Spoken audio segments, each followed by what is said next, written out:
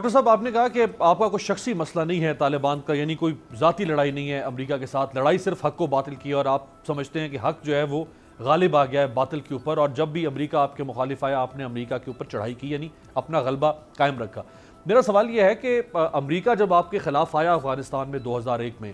تو امریکہ نے یہ کہا کہ میری مداخلت کا، یہ میری انٹرونشن کا جواز مجھے افغان طالبان کی حکومت نے دیا تھا،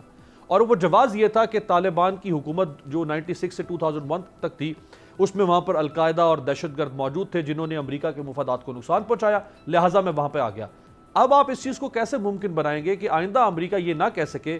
کہ ہمیں اب افغانستان پھر جواز دے رہا ہے کہ ہم افغانستان میں کودیں؟ د افغانستان اسلامي امارت پالیسي لا پایله دا ده چې موږ د ملکی خلکو تلف کول او ملکی خلکو ته ضرر رسول۔ امارات اسلامی کی پالیسی یہ ہے کہ ہم اپنے ملک کے عوام کو نقصان نہیں پہنچانا چاہتے، یہ ہمارے قانون کے خلاف ہے۔ د وړاندیز وکولو چې راځي ستونزې د خبراتو لارې هواري کوو، کینو خبرې وکړو۔ 11 ستمبر کو جو حملہ ہوا تھا اس وقت بھی ہم نے امریکہ سے کہا تھا کہ آئیں مذاکرات سے حل تلاش کرتے ہیں، لیکن امریکہ نہیں مانا اور امریکہ نے جنگ شروع کر دی، اور آخر میں آج یہ نتیجہ نکلا۔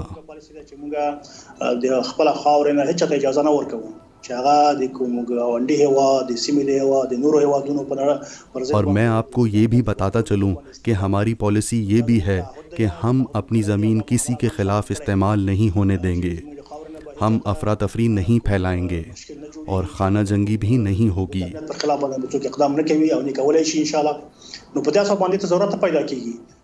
ہر طرف امن ہوگا، کسی کو کیا ضرورت پڑی ہے کہ وہ دوبارہ افغانستان میں آئے؟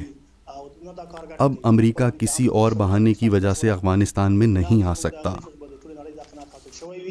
موږ بیا ټول ته ډاډ ورکوو چې د افغانستان د خاورې څخه به د هیچا د کوم هیواد د امنیت د ګواښلو په رابطه کوم کار او فعالیت نه کیږي۔